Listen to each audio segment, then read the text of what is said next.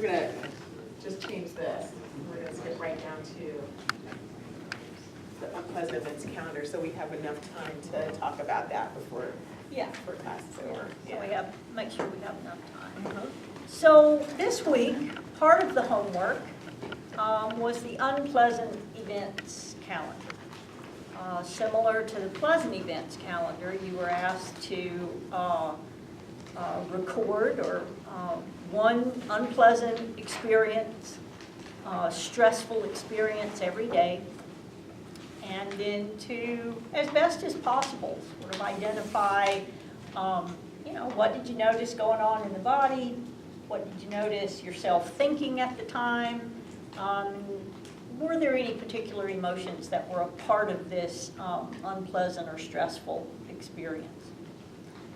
And if you brought your unpleasant events calendar with you, feel free to take a look at that if that would be helpful. Otherwise, just take a moment, just like we did last week.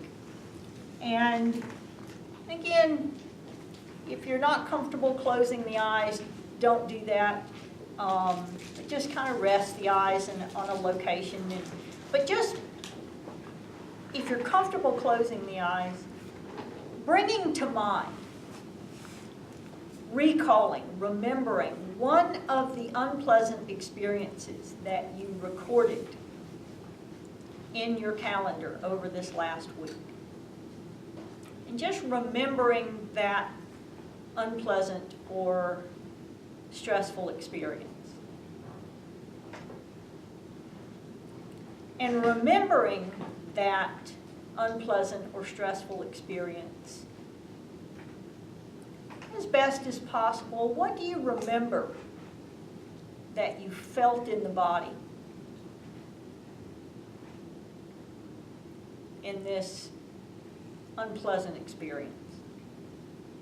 What sensations were part of that experience in the body? And as you remember this stressful experience or stressful event, what do you remember yourself thinking at the time?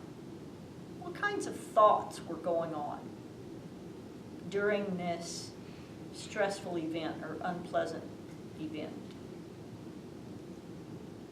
Just seeing if you can recall or remember what was going on in your thinking. And in remembering this stressful event, were there any particular emotions that were part of this stressful experience? Just noticing if there were or if there weren't.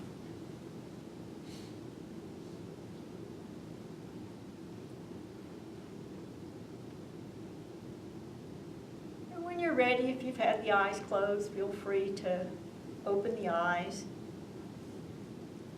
Maybe just noticing what the experience is now of having remembered this unpleasant or stressful experience. And just like we did last week,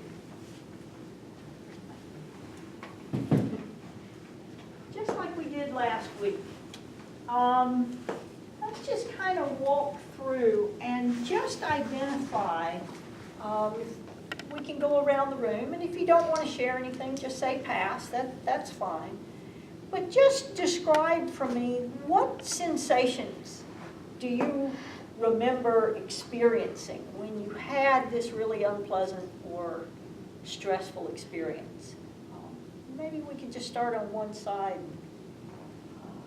If there weren't any, just feel free to say pass. But if you did notice something in the body, just describing what that sensation was. Oh, I was dispirited and disappointed. Disappointed. I'm going to put that over here. Dispirited and disappointment. Disappointment. Did you notice any particular experience in the body while you were experiencing disappointment? Pretty sure I tensed up. Tensed up. Okay, so feeling some tension, okay? Amanda, you can, so you want to Yeah, what sensations did you experience when you had your unpleasant? just anger. Anger, okay? Anger. And did you notice in any particular way how anger felt in the body? Wasn't paying attention to that. Yeah, so just really experiencing the experience of anger itself, okay? Fear and anxiety. Fear, anxiety, and did fear and anxiety feel any particular way in the body? Oh, yeah. I have extra heartbeats that I generally never feel, but under extreme circumstances, I'm very aware of my additional heartbeats. Yeah, so feeling more, higher heart rate, feeling No, more they're heartbeats? actually extra heartbeats. In Heart, normal more case, so- heartbeats, So, yeah, it's- okay? it's- More heartbeats? Yeah, Okay, Yeah, I don't think he's talking about yeah, not an increased heart rate, but an Okay. actual, like a. it's like a flutter in my heart. But being able to feel Yeah. it. Uh-huh. Yeah, it is, the way it's very disconcerting. Uh-huh. Which kind of cool because it distracts me from the fear and anxiety that I might be having a heart attack or something. yeah, so feeling some sense of flutter, right, in the chest maybe, okay? Lots of tightness, And tightness. lots of tightness. And where did you, so we've got, so you've got the heart, right, having some flutter, and where did you notice tightness? The same area, the chest. the whole Chest, okay. Difficulty breathing. So feeling some tightness in the chest, okay, tension in the chest, feeling a tight chest, okay? Thank you. Philip, what did you notice in your stressful or unpleasant experience? A sense of hopelessness. Hopeless. Did you notice at all any particular sensations in the body, feeling hopeless?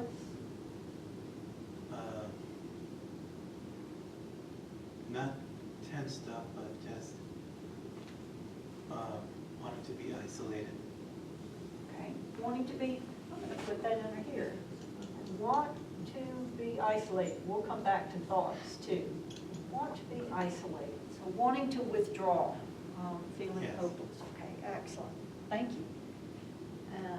Feels like my kind of unpleasant thing kind of happens every day because I have dogs at home and they bark at everything. And if there isn't anybody there, they'll bark. And one of them might sometimes will cause a fight. And I don't know how to react to that. Like, am I supposed to separate them? Do I just stand there and watch? And so I get angry and upset. And I'm thinking to myself, I want to kill you, dog. Shut up, please. Like, because I'll be doing something and they just bark. And I usually have to get up and go tell them there's nothing outside to make them stop. Because they will just keep talking. It's just annoying. So when you're feeling this sense of anger and upset, do you notice what that feels like in the body? Yeah, I tighten up my fist because I'm like, I don't want to hit the dog. I don't want to get upset, but I'm like, I got to do something. So the fists feel Yeah. tight? Yeah. So tight fists. PTSD. Anything else? Just crazy. Anything else that you notice? The fists get tight? I know that feeling. Yeah. Worried, anxious, Worried? yeah. Definitely worried.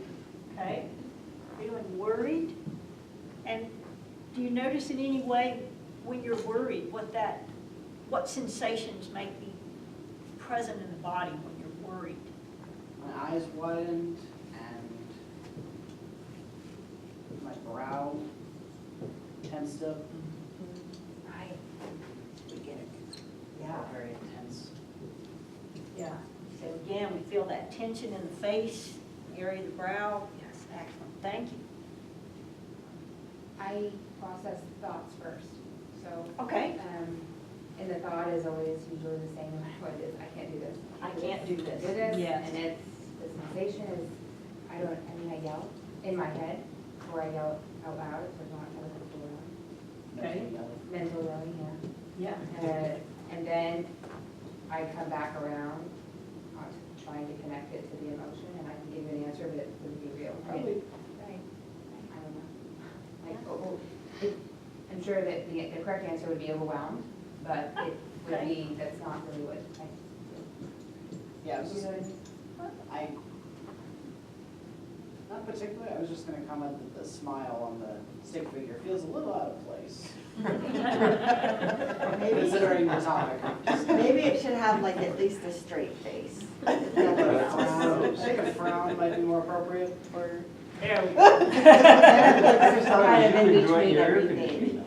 Yes, the That was unpleasant experience. So when you're feeling the sense of, I can't do this, I can't stand this, So I think it, I don't really feel it, I think it, and then the sensation would be, I think that, anything in the body?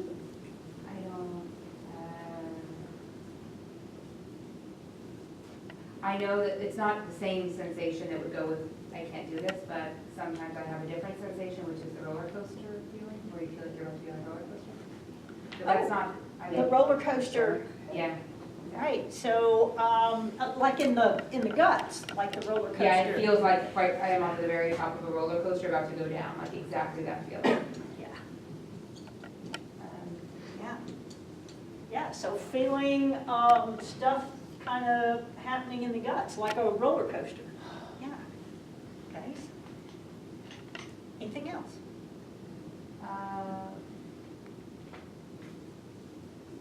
And I think being aware that that is probably anxiety, so like the emotion would be anxious, Mm-hmm. because that so roller coaster anxiety. is anxiety, right? Okay. Good. Yes. In your experience, what sensations were part of feeling stressed or unpleasant? I don't know if this is a sensation. The word I'm using is, forgot it. It's, this weird word is coming out that wasn't the word I wanted, mincing. It's getting really small because I can't scream. Minimize? Wow. Yeah. Wincing. Wincing. Oh, wincing. Wincing, yes. Wincing. And so sometimes, where do you feel wincing? Do you feel it in the face or? Well, this was only once, it was earlier today. I was dealing with a lot because at the same time I was driving an automobile. And so I'm getting pretty advanced in my ability to handle a lot of different emotions and thoughts at once. So I pulled over and I had a lot of thoughts about the situation that I had realized that I might be in, kind of a conspiracy legal kind of thing. And I just felt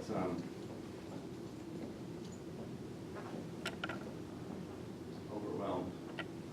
Okay, feeling overwhelmed, okay, and feeling some wincing in the body. Excellent, thank you. Blood pressure? Blood pressure, what about it?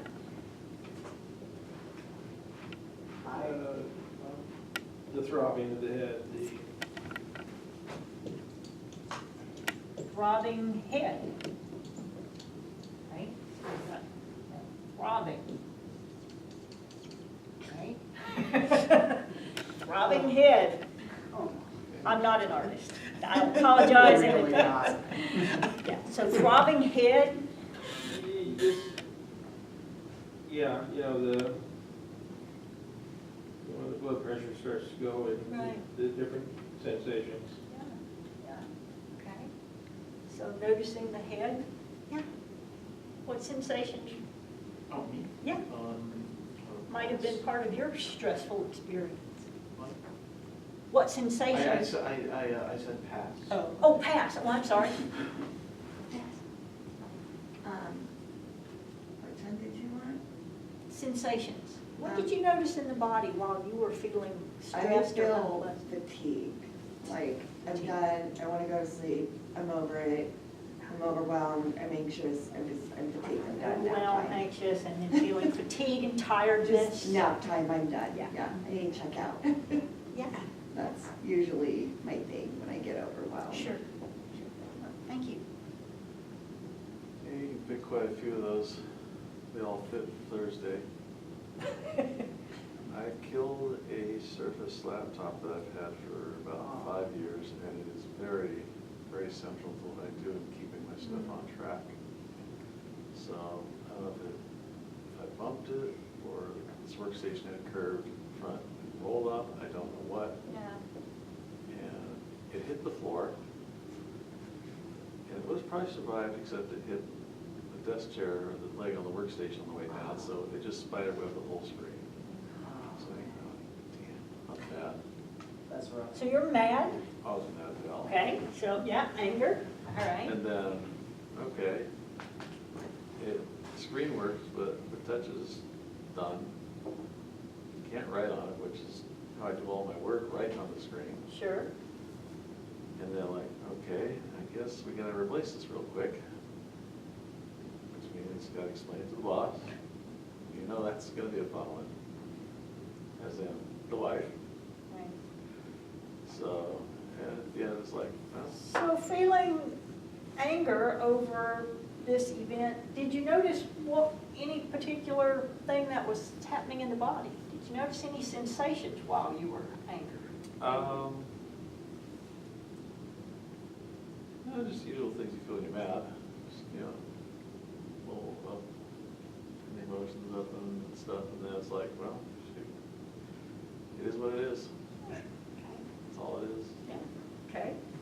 So, did anyone have any other particular thoughts that you noticed while you were having this stressful or unpleasant experience that we didn't get a chance to share yet? I just want to make sure we're covering if anyone had anything else to share about what were you thinking? Or what did you notice about your thoughts? I thought about mindfulness of unpleasant events, and it worked really well. So you also were able to remember that this was an unpleasant event. Yeah, I was able to get out of the overwhelm and actually come up with things that I have control over. So by recognizing, thank you for sharing that, because that's really kind of the core of what this exercise is for, right?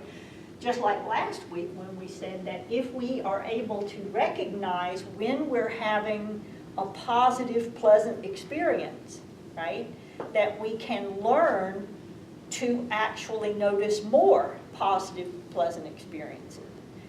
Here, when we're able to recognize right in the moment, oh, right now, this is overwhelmed, this is anger, this is, I feel my head throbbing, or I notice that my mind's racing, right? Wherever we tune in first, right? And for some people it may be noticing the head throbbing first, or it may be noticing the tight chest first. For someone else it may be noticing the thoughts first, right? Or someone else may be really experiencing a sense of anxiety or fear first, right? But wherever we notice this first, if we can recognize right in that moment, this is, I'm starting to really have a stress response. Right? And there's a reason why all of this is happening, right? Because when we get stressed, the stress response occurs. This is just a, short little education, short little making sure we understand the basic stress response. When the stress response occurs, it usually happens because if we think about stress as stimulus and response, right? Something happens. We hear something. we see something, somebody says something, somebody does something. Or maybe we remember something, right? We have a thought about something. There's some thing that triggers the stress response, right? It's either happening in the environment or it's happening in our own thoughts and memories and minds that we trigger the stress response, right? When that stimulus occurs, hormones are released in the body. Normally what happens when we face something that's unpleasant or stressful, right? These hormones are oftentimes associated with impacting our heart, right? And that's part of what the hormones do. They increase our blood pressure, right? That's what these hormones do, right? They release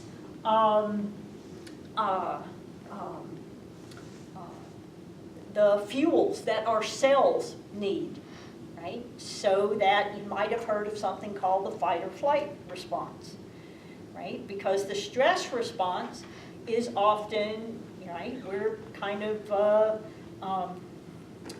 this is our natural physiology that our body gets us ready when something really unpleasant and uncomfortable and stressful happens. Our body is getting us ready to pretty much do one of two things, to either run away or to fight. Right? Our body is getting us ready to protect ourselves. If we were being chased by a tiger, that would make sense, right? We would want to be able to do that. But when we're, right, having a conversation with our boss or someone else, sometimes that reaction is not the most useful one. So these practices, mindfulness practices, are really designed to help us bring more attention and awareness to when we're having these unpleasant experiences, so that we can really begin to recognize, which is more of what you'll talk about next week, could really begin to recognize how do we habitually react when we're feeling stressed, right?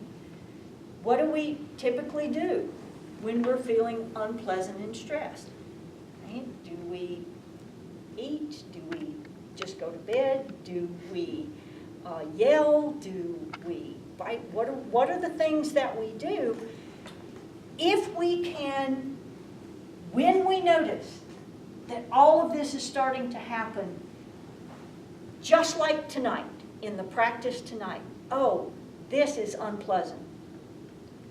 Stop and pause.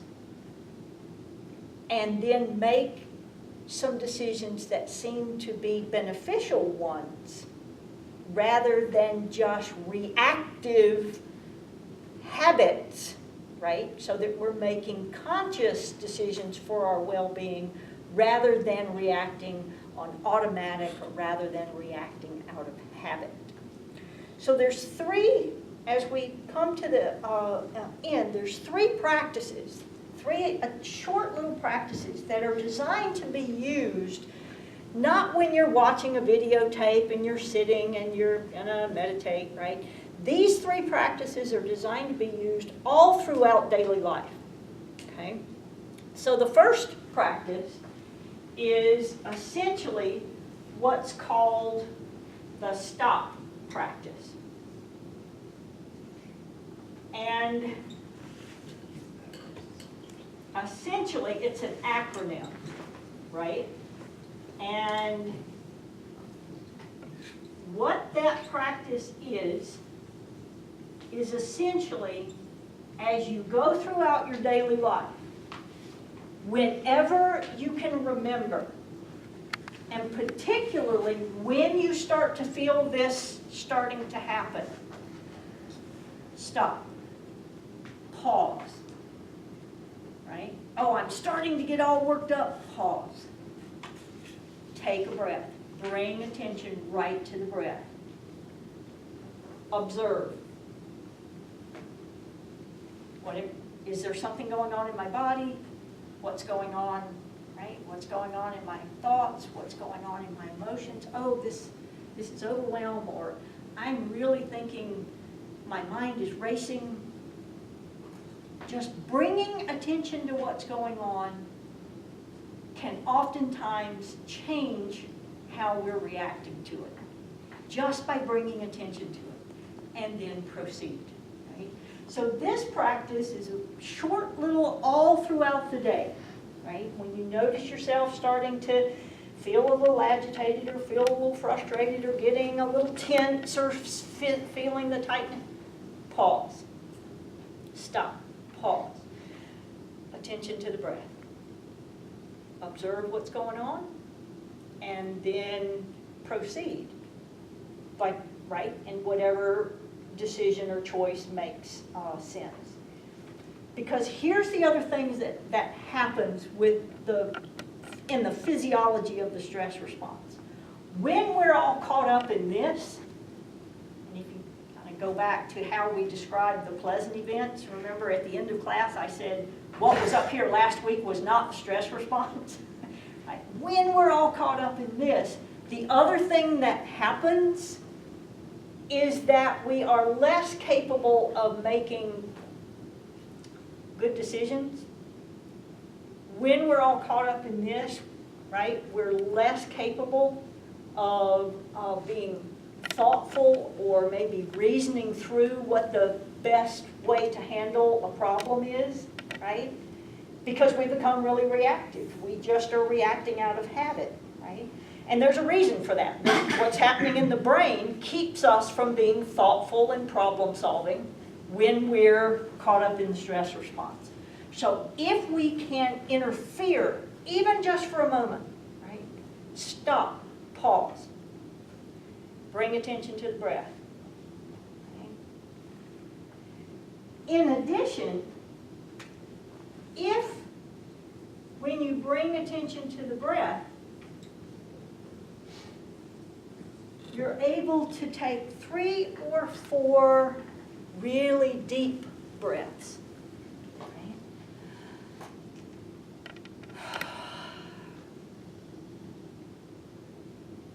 If you care to, just explore that right now.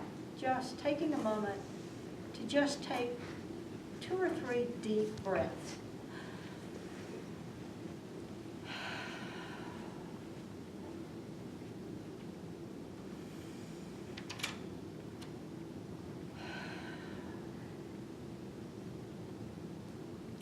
What happens when we're able to slow down the breath and breathe a bit more deeply is that the body is actually interfering with the stress response that is triggering all of these other experiences.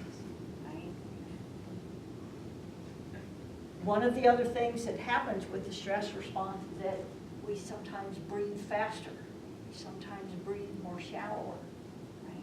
And so if we can slow the breath and deepen the breath, we're actually sending a signal back to the body to soften and relax, right? And that begins to interfere with the stress response that's triggering all of these types of reactions and experiences. Right? So stop, pause, take a breath, maybe combine that with some deep breaths, if that's helpful, right? And the last practice that will also come with the daily email is called the 3-minute breathing space. It's similar to this. This is very short, right? This allows us to add deep breathing. But if you are still agitated, still stressed, then extending this for 3 minutes.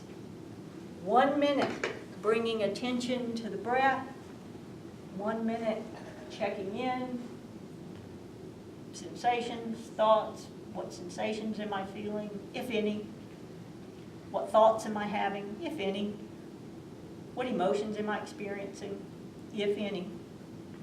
and then 1 minute of just attending to the breath. Right? So, so these 3 practices will come as part of the daily email. Yeah. Can you explain about what the proceed would be of the STOP acronym? So, Oh, yeah. Whatever it was you were doing before you stopped. so stressing. Yeah. Well, but I mean, assuming that you were in the middle of some daily activity. So you're at work. Assuming that the stress came from an event, proceeding to do that event or Yeah. deal with that event. So I have the stressful thoughts, stressed, do the STOP acronym, and then like proceed, so then you're trying to re-enter the situation that caused you stress from Right. a more relaxed standpoint. Exactly. So That's if it you're not, exactly. but if you re-enter and you have the same reaction, do you do it again? Yeah, maybe. Or maybe you notice that the wise response is to say, oh, maybe I need a 5-minute break from this experience. Right?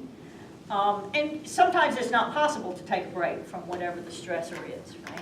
Sometimes it's immediate, sometimes. Right, sometimes it's immediate and sometimes it's not, but the proceed simply means to continue with whatever was going on and then noticing if stopping, right, and taking a breath and tuning in changes the situation going forward. Sometimes it may, sometimes it may not, depending on what the situation is. But these are just tools to use. Do you see what I'm saying? Yeah. I wish I could say there was a 100% guarantee, but you know, they may be helpful in some situations, and they may not be as helpful in other situations. And so this is again part of the practice of finding in your own experience what works, and then not doing what doesn't work, which is also part of wisdom and self-care, right? Not doing anything that doesn't feel right and doesn't seem workable for you. So these are just possible tools to use to help bring more caring attention and awareness throughout regular daily life. Right? Is that helping? Oh, yeah. Yeah, okay. Other questions? Yes? So for me, when the situation that my son's going, when that situation is, when I'm face to face with that situation, I don't really have the fear and anxiety. It's the other 23 and a half hours out of the day Sure. where the acronym, false evidence appearing real. Boy, I'm really good at that, because I can work myself up into a Sure. frenzied, Sure. heartbeat, Yeah. literally. Yeah. And so, yeah, I just need to figure out how to control myself, because going through the action, I don't get hung up quite so much on that kind of Sure. stuff. Sure. Because it's in front of me, it's something tangible at that moment. Right. It's when Yeah. it's intangible, Right, it's and the I'm making thoughts. stuff up. It goes back to that cacophony in my head. That's right. Where I'm thinking, constantly dialoguing in my